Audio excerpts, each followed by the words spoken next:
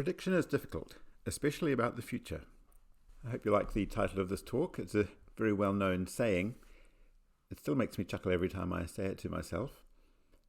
It turns out it's not entirely clear who said this first, or if it was said in exactly this form. But one strong possibility is Niels Bohr, who was one of the founders of quantum mechanics in the 1920s, and it would have arisen in the context of discussions about the randomness in quantum mechanics and what effect that would have on the ability to predict the future. The talk is about differential equations, but there won't be many actual differential equations appearing. It's more about what they're for and where they're going. But let's start a long time ago, back in 240 BC. There's a Renaissance painting of the Greek mathematician and philosopher Eratosthenes. He was born in North Africa in what is now Libya and later became a librarian at Alexandria in modern-day Egypt. And one of the many things he's famous for was measuring the circumference of the Earth. How he did it was, he lived in Alexandria, but it was a well-known curiosity at that time that in CERN, which is modern-day Aswan, where the big dam is on the Nile, on exactly one day a year on the summer solstice, the sun would be vertically overhead so that it would not cast a shadow on the sides of a well. And the claim is that this is the actual well in CERN where this observation was made 2,000 years ago. I don't know about that, but certainly the phenomenon is real, and it was well known at that time. And Eratosthenes lived in Alexandria, and he knew that this never happened in Alexandria. And he reasoned as follows. Here would be CERN, where the sun is vertically overhead, and here would be Alexandria, where a vertical stick, or gnomon, would cast a shadow with a certain angle, and he measured that angle, and he got 1/50th of a circle, or 7.2 degrees. So then he reasoned that if the Earth is a sphere, this angle here would be the same as this angle here, namely 1/50th of a circle, and therefore the circumference of the Earth would be 50 times the distance from CERN to Alexandria. And due to geographical surveys at the time, this was known to be 5,000 stadia, so 50 times 5,000, that's 250,000 stadia. Unfortunately, here the trail goes slightly cold because no one is entirely certain what the stadia was that he was using as a unit. Shows the importance of using consistent units and conversions. It was either 40,000 kilometers, which is very, very close to the exact value, or 46,000, which would be 20% too big. But either way, it's a very impressive calculation based on extremely low technology that was available at the time. It's very impressive. So it's easy to say, well, that's brilliant, he was a genius, and he was. But the point really is that he was putting together things that were well known at the time and essentially joining the dots. And even today, a lot of science discoveries in science and physics and mathematics still have something of that character where they're sort of easy once someone's had the idea and added up together things that are known at the time.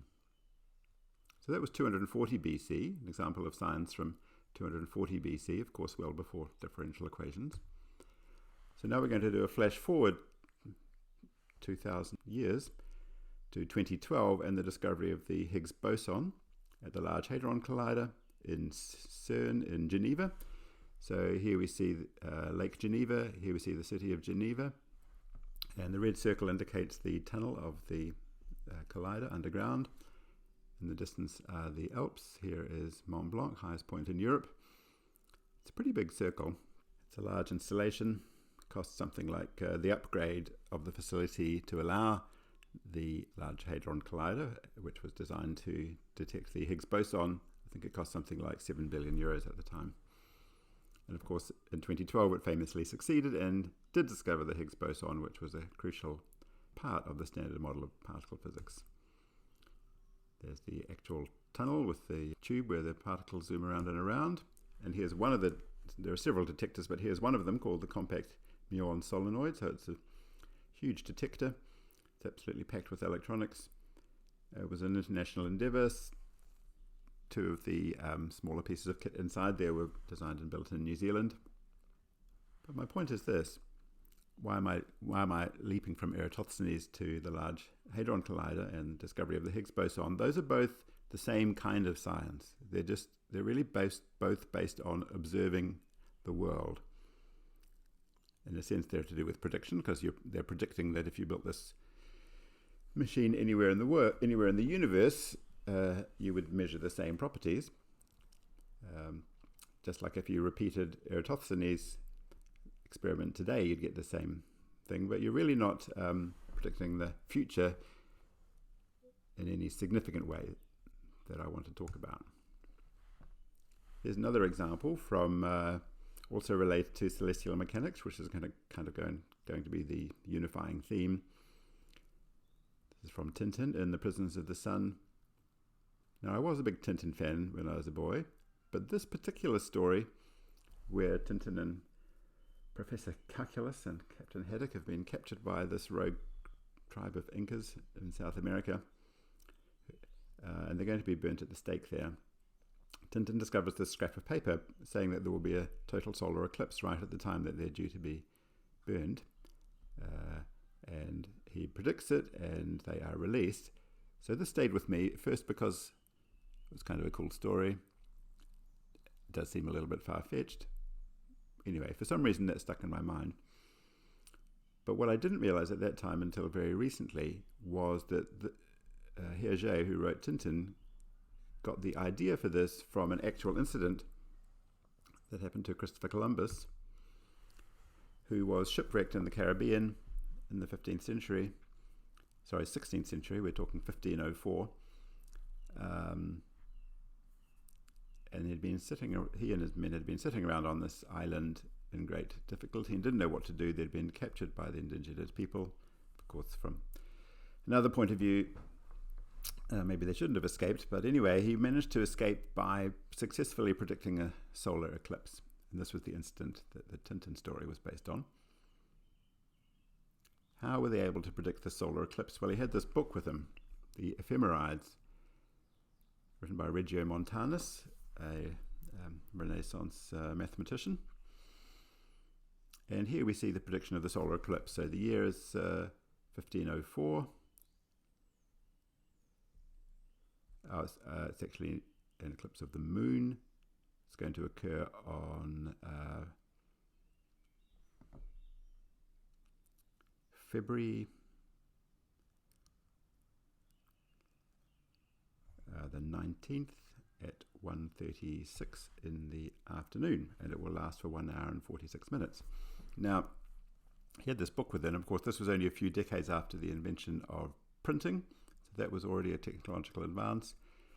And the astronomers were able to predict eclipses because they had a very good model of the motion of the sun and the moon and the planets, but this was all based just on direct observation, essentially measuring the data and essentially what today we would call fitting a curve to the data and making a prediction like that. Now, that was possible because the motions were quite regular, not exactly periodic. They were a combination of different periods, but you could put them together long enough, well enough to make accurate predictions. So that was the early 16th century. But of course, in the 17th century, everything changed because of Isaac Newton. Look at those piercing eyes, and I would definitely recommend reading up on the life of Isaac Newton and anything you can about him. Unbelievable figure, extremely difficult person, very touchy, but famous for the priority disputes that occupied the entire second half of his life. But he had already invented calculus, and then, of course, with universal gravitation and the Principia Mathematica, revolutionized science, in particular by introducing calculus and differential equations. So as far as planetary motion goes, the important thing, of course, is Newton's law of universal gravitation. So here is a little anecdote about how he came to discover it, and in particular how he came to write it up, because he was notorious for not writing anything up. In 1684, if he died in 1684, he would have been almost unknown. He really hadn't published anything other scientists knew that there was this amazing guy living up in Cambridge who could do everything, but he was also very touchy. But it says, and this is from a recollection that Newton made several decades later, so it may be unreliable, plus he was known to stretch the truth a little bit on occasions. Here's the actual letter. In 1684, Dr. Halley came to visit him at Cambridge. The doctor asked him what he thought the curve would be that would be described by the planets, supposing the force of attraction towards the sun to be reciprocal to the square of their distance from it. That's the inverse square law. So Isaac replied immediately that it would be an ellipse. The doctor struck with joy and amazement and asked him how he knew it. Why, saith he, I have calculated it. And from that moment, he launched into the enormous body of work which took him, I think, about 2 years, resulting in the publication of Principia Mathematica. This page here is not from the Principia. This is from a little short 9-page booklet that he wrote up about the planetary motion as a result of this inquiry from Halley. It wasn't published until much later. And here it is. Problem 3. A body is orbiting in an ellipse. It has a central petal force directed towards the umbilicum or the focus of the ellipse. So here we see P for the planet, S for the sun at the focus of the ellipse. And the proof is it's quite short. It's just that little bit there, a little bit of geometry. And at the end it says, therefore the centripetal force is reciprocally as LSP squared, that is, reciprocally in the duplicate ratio of the distance SP, the distance from the sun to the planet. And there's a little postscript here. It says that the planets move on ellipses with the sun at one focus was observed by Kepler. That's a key moment in the history of science. Now you'll notice 2 things. One is there's no differential equations here. You might have expected him to write down F equals ma as a differential equation, solve the equation to find the solution, and then show that that solution is an ellipse. That is an interesting exercise. That's not the way he does it. There's very little or no calculus in Principia Mathematica. There's geometrical proofs instead, which he felt were more rigorous at that time.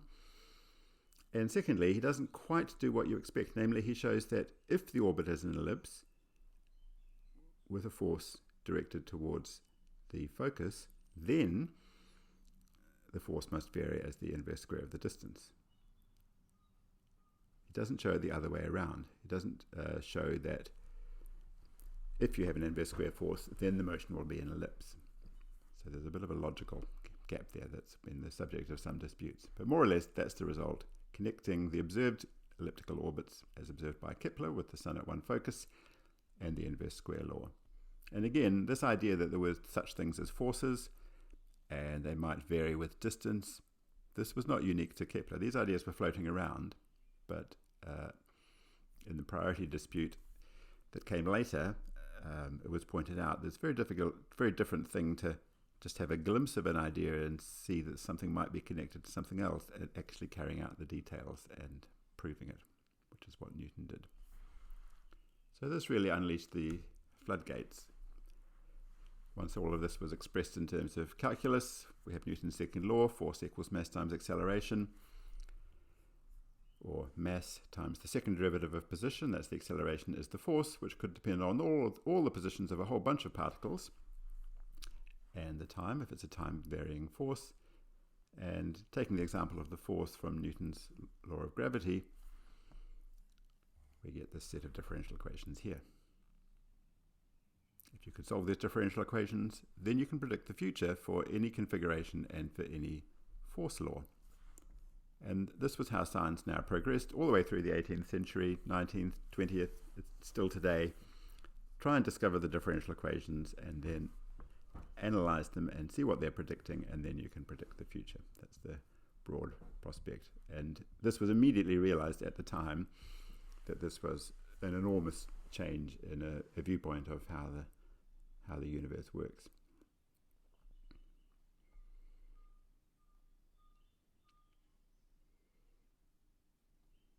Newton was already worried at this point. He did solve the two-body problem and found that two planets would orbit on ellipses about their common center of mass. But he was already worried about the influence of the other bodies. He was worried about when Jupiter came close to Saturn, that should disturb its orbit, and whether this effect would be observable or not, and what effect that would have on the motion.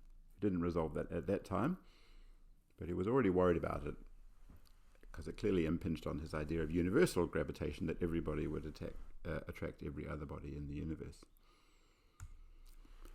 So we want to solve the equations. So he's already solved the two-body problem. He's found that the motion is periodic. And periodic orbits or periodic solutions of differential equations, they're like the easiest ones to go for, because if you can find a periodic orbit, that means you can predict the future motion for all time, because it will just repeat over and over and over again forever. So they're the easiest ones to go for. So the two-body periodic solutions were found. And then 100 years go by, and Lagrange found some solutions of the three-body problem. He found that three bodies in an equilateral triangle could rotate stably, even if they all have different masses. These are the famous 5 Lagrange points. So if we have the Sun and the Earth as two of the bodies, Lagrange points L4 and L5 form an equilateral triangle. Those are the stable configurations. And there are 3 other periodic orbits that are unstable. That's where the third body is at L3, L1, and L2. I should say, for this to be stable, the mass of the third body has to be significantly smaller than the other two. This little picture here, this shows the James Webb Space Telescope, which is planned to be launched in December 2021. And it will orbit at the unstable Lagrange L2 point, and it will have to use its rockets periodically to maintain its position there. It's 1 million kilometers from the Earth. It's going to be impossible to visit it if anything goes wrong. It's really one of the most expensive and in terms of advance, in terms of a big leap in terms of what's been done technologically before. And it should revolutionize. If it works, it's expected to revolutionize astronomy. These solutions are actually observed in practice. Here we see a plot of all of the known asteroids, and the ones that are in green there form an approximate equilateral triangle with the asteroid, the Sun, and Jupiter. So we found some periodic solutions for two bodies. There are some periodic solutions for three bodies, and several hundred years go by, and then it turns out there are vast numbers of other periodic solutions. We see three bodies of equal masses, all in a line, and it was discovered that they have a new type of periodic solution.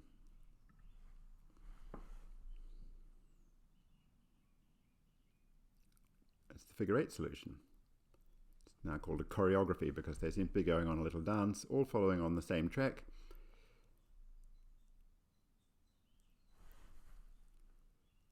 Repeating periodically forever. This orbit is also stable, and once this orbit was discovered, people had the idea. It was found that there are vast numbers of other periodic solutions, all with this choreography style.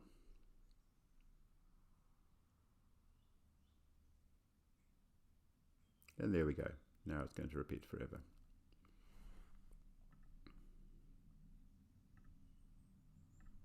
Here's a four-body problem with a periodic choreography solution, all obeying Newton's law of gravity. These very complicated ones are unstable, but they're still periodic solutions.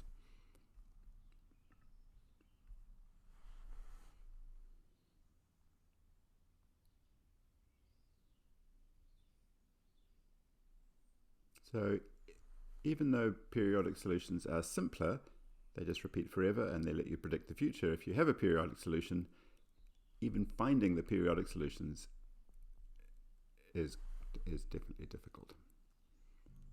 It turns out that finding the right equations is the easy part. Solving them is the hard part. Why is that? There are many reasons. One is that most systems of differential equations have chaotic solutions, even ones with only three moving parts, like the three-body problem. Chaotic orbits obey an equation like this, that the distance between two nearby orbits will scale like e to the t, where t is time.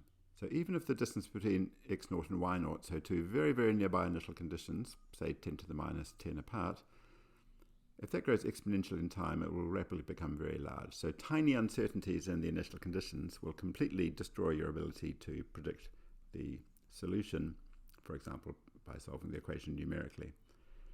Capital T there is called the Lyapunov time, and that tells you the time scale on which the solutions can be predicted reliably.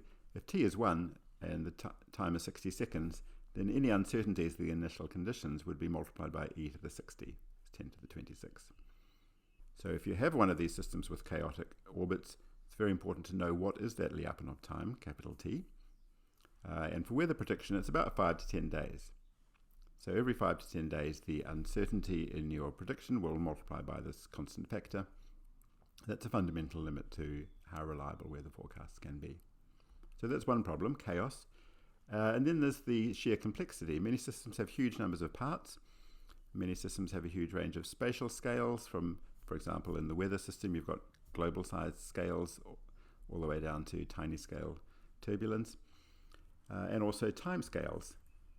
Again, sticking with the weather and climate example, wind speeds are changing on a time scale of seconds, but you'd like to know what the solution's doing over hundreds of years, perhaps, if you're studying climate.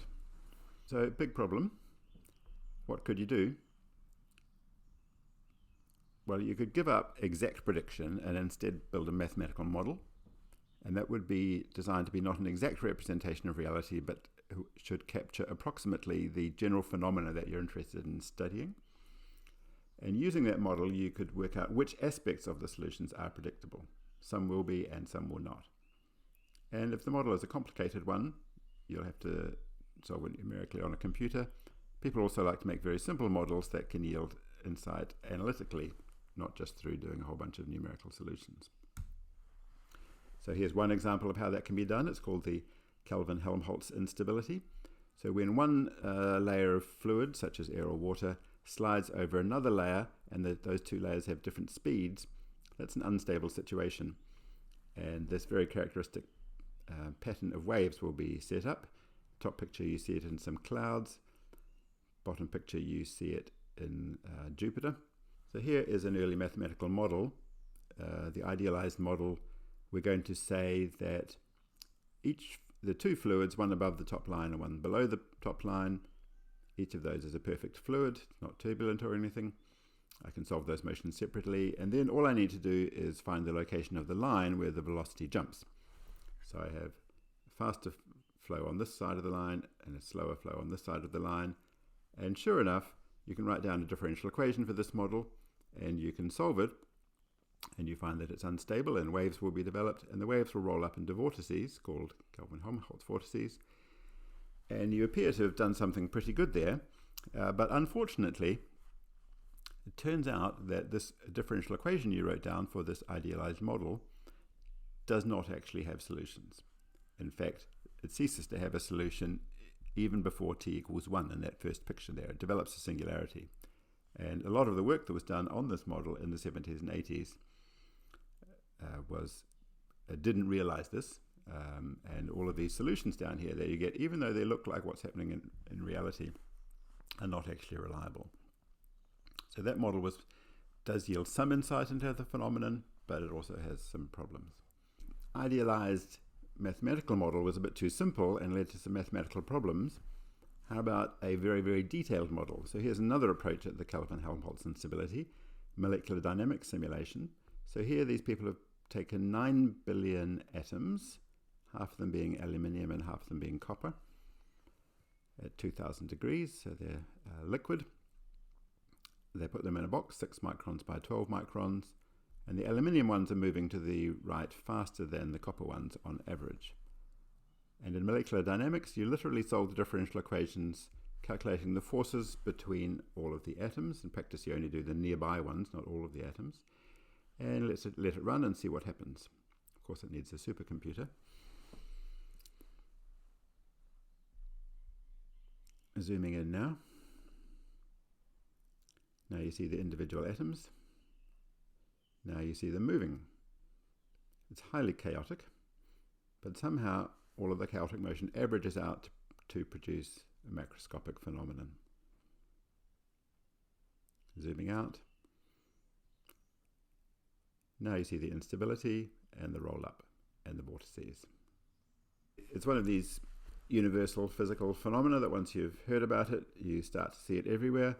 And in fact, as time goes on, it's become more and more well known, and people have taken beautiful photographs. The solar system and celestial mechanics, which is sort of my motivating example.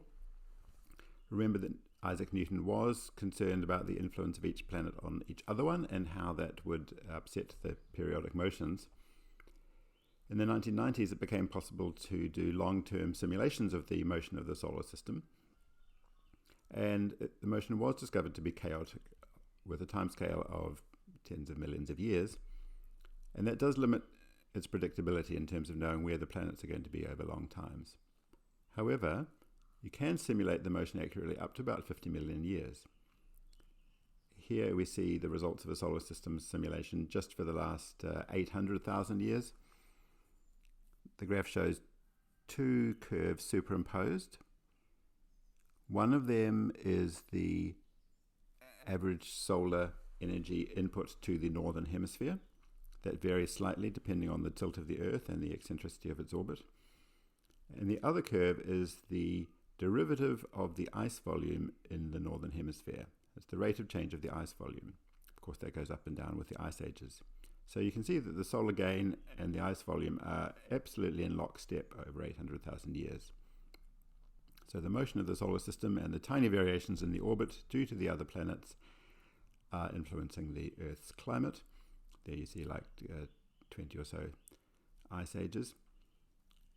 So that's a good amount of predictability, and the longer simulations also let you date geological samples up to 50 million years based on the relative proportions of the isotopes in the samples. But for longer times, this method is not going to work, and you can only get statistical properties. We're going to see a 1-month simulation of the global climate as performed by scientists at the National Center for Atmospheric Research in the United States. So how this is done, you write down the fluid dynamics equations for the atmosphere and often for the ocean as well, taking into account all the physical effects that you want to, for example, the velocity, the pressure, the temperature, the humidity, and so on. Discretize the equations of motion, solve them on a supercomputer, let it rip. Let's have a look at that. So we see lots of weather happening, lots of fronts, lots of clouds. You can see the Amazon breathing every day, the clouds forming and dispersing. You can see great big fronts, southerly fronts rolling over New Zealand. So those big fronts that we experience, they're actually quite large global scale events.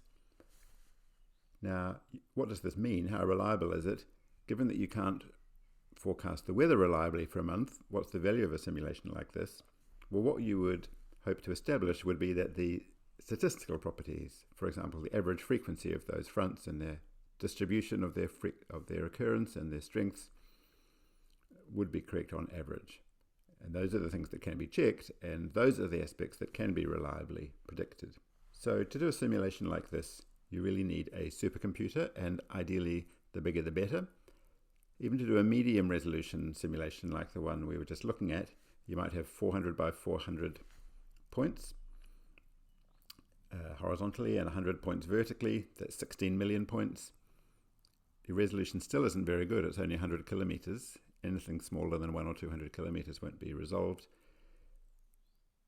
You might like to have, for example, 1 kilometer resolution. Then you're already up to trillions of points and you're maxing out the biggest supercomputer. In addition, you need to take lots and lots of little time steps. You might be taking a time step of a few minutes, and you have to run the solution for simulation time of 100 years, for example. Then you need to run it lots of times because there will be small random errors, numerical errors, and the variation due to the natural variability and to the chaos. There may be multiple different steady states or attractors, maybe lots of complicated phenomena that only show up sometimes. You really want to study all of those, so you have to do lots and lots of long runs. In addition, you may need separate models at finer scales to resolve special finer features. As you make the resolution higher, you're resolving more and more finer features, and they can influence the other scales. Fortunately, we do have supercomputers, which of course is one of the great successes of modern engineering. Here we see an example of one aspect of Moore's law, which was originally for a number of transistors on a chip, but it's also been applied to the speed of computers. Here we see the speed of the fastest computer in the world on a log scale from 1960 to 2015. Not only is it increasing exponentially for many decades, but around the mid to late 90s, the exponential rate actually increases. That was when they switched to using very cheap off-the-shelf PC type chips instead of special order supercomputer chips. Now this graph is a little bit old. At that point they were forecasting an exaflop computer, 10 to the 18 floating point operations a second. That was forecasted to be built before 2020. In fact, it wasn't, but the trend has still continued. And I think the current record, you can look it up on a website called top500.org. I think it's about 420 petaflops. So that's 4 times 10 to the 17 floating point operations a second. And time for a little trip down memory lane. In the corner there, you see the PDP-11 from Digital Equipment Corporation, which was once the second largest computer corporation in the world and later went bankrupt. This was just before the invention of the personal computer. This was the computer we had in my high school. Not the actual one, but it looked very, very similar to that. And you could do a lot on it. It only did 2,000 operations a second, but you could still do a lot on it, and you could get right into the details. If you pulled open one of those front racks, you could pull out the boards containing the core memory. Individual bits of information were held on those little rings there and communicated with via the copper wires. The rings were alternately magnetized or demagnetized. And the spacing between those wires was about 0.1 millimeters. You could actually see the individual bits with the naked eye. I mentioned earlier you have to deal with this multi-scale things. If you're just trying to design a car, in the top right there, with a length scale of a few meters, you could apply a numerical method to the differential equations. That would be the finer element layer, but that won't resolve the fine structure of the metal. To do that, you'd have to assume the bulk properties of the metal. As you dig down into the finer and finer structure, for example, is the metal liable to crack? That would not be governed by the normal differential equations that you're using. You have to go down to a finer and finer scale. But you can't go right down to the atomic scale, so you really have to have different models for each scale, understand the phenomena and how they influence the bulk phenomena at the next larger and next smaller scale. Here's another example, some environmental thing like pollution. In this example, it's running all the way up and down the scales from the global scale through human populations, through individual people, their systems of all their organs interacting with each other, their individual organs, the tissues in the organ, the cells, the molecules, and the atoms. Clearly, you can't have one model that will govern all of that at the atomic scale. So, for example, a lot of people do very complicated mathematical modeling of organ function, very much by solving differential equations. But a lot of stuff has to feed in to ensure that those models are accurate. So after several hundred years of development of differential equations, you might be wondering is there any limit, or is there some other kind of way of understanding physical phenomena? Many people have asked that question. It doesn't really have a clear answer yet, but here's one example. If we look at the frequency plot for earthquakes, so the blue dots show the number of earthquakes of that magnitude per year around the whole world. So about 10 earthquakes per year of magnitude 8.5 or greater. you get a nice straight line. There's really a log-log graph because the magnitude scale itself is logarithmic. So the straight line has slope -1, which indicates that earthquakes of magnitude 1 greater are 10 times less common, but they also release 10 times as much energy. So when you see a straight line like that on a log-log graph, you're pretty sure that there's some kind of physical law or universal phenomenon lying behind that. And the question is, what is that? And can you use it in any sensible way, either to make predictions or just to understand the phenomenon in more detail? So this is the branch of science called complexity theory, which came up in the late 80s and became an enormous thing in the 90s and 2000s. A great deal of research has been done and many phenomena have been discovered, but my impression is that it hasn't really fulfilled some of its early hopes yet in terms of producing a useful theory that can be used to understand it. So what is complexity? What is self-organized criticality? So many complex systems, they seem to have some features in common, and you can gather lots of data on this, and this is a major part of the work that's undertaken, is to gather lots of data, measure things, just a bit like the initial example of Eratosthenes, just measuring the Earth and observing and looking for what patterns you see. And in particular, you often see this thing called criticality, and that is characterized by the fact that there's no typical length scale of size for the fluctuations. There may be lots of small fluctuations, like small earthquakes. There may be lots of large ones. But the behavior may be universal. For example, the straight line on the previous slide, showing some kind of universal behavior between all sorts of different earthquakes. Now, criticality is a known thing in physics. It happens in physical systems at phase transitions. For example, water ice at 0 degrees Celsius. So water, liquid water, has a characteristic length scale. It would be like the mean free path of the molecules before they bump into one another. Ice has a characteristic length scale, the distance between the molecules. But right at 0 degrees Celsius, right during the water-ice transition, the length scale goes away and you can get long-range and short-range fluctuations on all scales. Furthermore, the kind of things that happen at these phase transitions have been found to be universal, so lots of different physical systems obey the same scaling laws. So in 1987, the scientist Purbach came up with this idea of not just criticality, but self-organized criticality. Namely, there would be systems that would dynamically drive themselves towards the critical state and would always be observed in the critical state. In the known physical systems that exhibit criticality, like the water-ice transition, you have to tune the system. You have to dial the temperature just to the one special point to observe this phenomenon. Otherwise, you don't see it.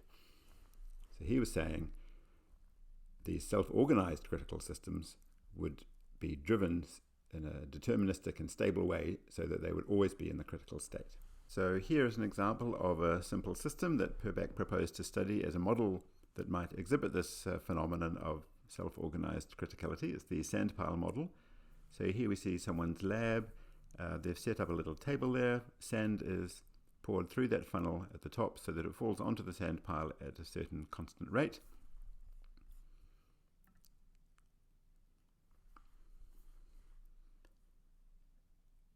And regardless of the rate, and regardless of the details of the sand, the pile will maintain itself in a certain characteristic shape. If the slope is less, like it got a bit less there due to a big landslide, then the sand will build up more back to the critical slope. If the slope is too big, the sand will fall off. And you can see lots of little landslides, small ones, big ones. It looks a lot like an earthquake system. It was a very clever idea of a new kind of model, and clearly continuous differential equations are not going to be a good idea to model something like this. You can take the data from an experiment like this and measure it, and you'll find something that looks very like real-world earthquakes. So that is quite compelling. There's a big landslide. I'm going to leave it there, and the question is, can this theory of self-organized criticality be made into a genuine scientific theory with genuine understanding and that can be used to say sensible and useful things about the world?